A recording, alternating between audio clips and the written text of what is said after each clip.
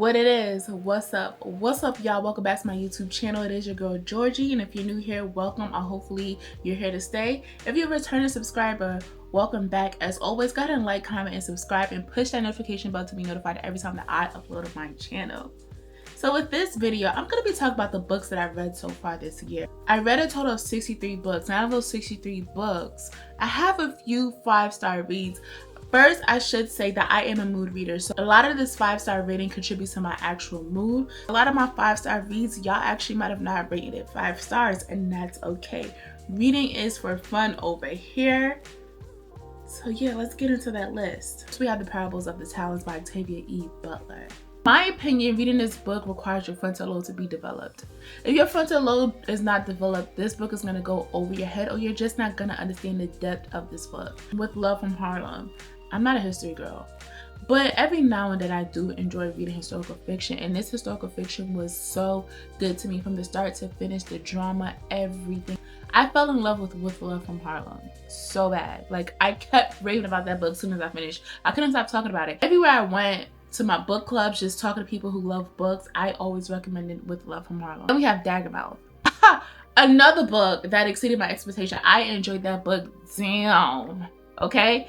Dagamouth is probably one of those books that I'm gonna reread at some other point because I truly enjoyed that book. Then we have 107 Days by Kamala Harris.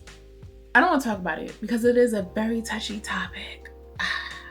But let's just say I miss her. Not only was that book beautifully written, it was also devastating at the same time, because it's like looking at everything that she's been through and then looking at the state of the world now.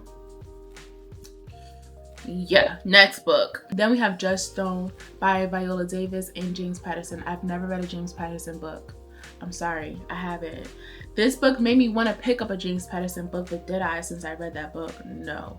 However, Viola Davis, I love Viola Davis down. How to Get Away with Murder. Oh my gosh, never mind, I'm not even gonna say that. But that book was so good. The topic of that book, the court case, everything. If you have any interest with anything that has to do with being a lawyer, this book will be for you, especially if you are able to talk about this book with someone else and get their point of view and what they would have done or should have done or whatever the case may be. This is a good conversation book. Next, we have Plus Size Player by Daniel Allen. I enjoyed the Curve series. Actually, I read the Plus Size Players Club and Big Girl Blitz and both rated them 5 stars. I enjoyed Daniel Allen Curve series from start to finish. If y'all have not read the Curvy Girl series, which is Curvy Girl Summer, Plus Size Players Club, and Big Girl Blitz, I don't know what you're doing. It's perfect for the summertime, but you can also enjoy that book without the summer. Whenever somebody's looking for a nice romance with spice, I'm quick to recommend that book. I'm sorry. I am. Then we have We Don't Talk About Carol, another thriller that exceeded my expectations. I went in it questioning why don't we talk about Carol, and I found out why we don't talk about Carol. And yeah, as a thriller girl, this one was it. This one is it. I love creativity when it comes to thriller, because I feel like thriller is one of those genres that can get predictable. Similar to romance, but like when you're creative with the actual plot, you're pulling me in and you have my attention and you have me like, can I guess what's gonna happen before you tell me? And when I can't, it's tea. It's tea. Then we have Score by Kennedy Ryan. Y'all already know, kind of a little biased when it comes to Kennedy Ryan. However, this book did deserve the 5 stars. The topics that was discussed, some of the scenes that were going on, yikes. I was shocked by Kennedy Ryan's penmanship when it came to this book. I thoroughly enjoyed this book. I thoroughly enjoyed the whole Harlem Renaissance series. That's it for my 5-star reads. Now let's get into the books that I almost rated 5 stars. Start off with Yellowface. I enjoyed this book. This was my first R.F. Kuang book.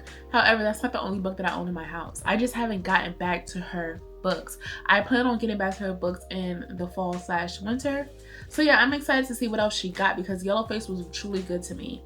It didn't meet the 5 stars, but it was damn near close. And then we have His and Her. I enjoyed the book. I enjoyed the show. I don't really know what y'all was talking about, to be honest. Like, maybe it just doesn't take that much to please me, but I enjoyed it, especially the ending. Then we have Beautiful Broken Love. I love Shanoa Williams. She's one of my writers I'm kind of biased about. Actually, I do have a list of authors that I'm biased towards. If they write it, 9 times out of 10, I'm gonna love it. One of my goals for last year was to work through certain authors' catalogs, and Shanoa Williams was one of them that was on that list. And I did enjoy Beautiful Broken Love. It was different. The time that I was reading it, it was really good and met my expectations, which is why I gave it almost 5 stars. Then we have Born to Crime by Trevor Noah. Prior to reading this book, I didn't know too much about Trevor Noah. This book was actually recommended to me, and I did enjoy this book. The humor, his personality, his childhood to where he's at now. I enjoyed reading about him. Almost 5 stars. Then we have Harlem Rhapsody. And you're probably like, dang, how you gonna rate With Love from Harlem 5 stars and not Harlem Rhapsody? I don't know. I felt more drawn into the characters with Love from Harlem, but Harlem Rhapsody was just as good. Another historical fiction book that I truly enjoyed and found myself like, I want to do more research on. Then we have The Close-Up, which is the novella between Real and Score. I love that book, and it gave me a glimpse of what was to come in Score. When I read The Close-Up, I said, oh, she got the memo when it came to spice. So when Score came out, I was like, oh, who's this? When did we get this spicy? But I did enjoy The Close-Up. I did. Do I recommend it because it is an optional novella in between both books? Yes. It's like a little appetizer before you jump into Score. Do you need it? No. But it doesn't hurt if you have an appetizer. You'll be even more full by the time you finish Score. And lastly, we have Rewind It Back. I really enjoyed this book. It was my favorite of the series because not only did it have dual POV, it had the dual timeline. We got to grow with these characters. Did we grow with the other characters? Yes, but it was more of like growing through dating. We literally saw these characters from when they first met, when they were kids, to adulthood. Them getting their second chance, them figuring out how can they become one. Yeah. So yeah, that's all I have for my 5 and almost 5-star books so far this year. Do y'all agree with any of my ratings? And if not, it's okay.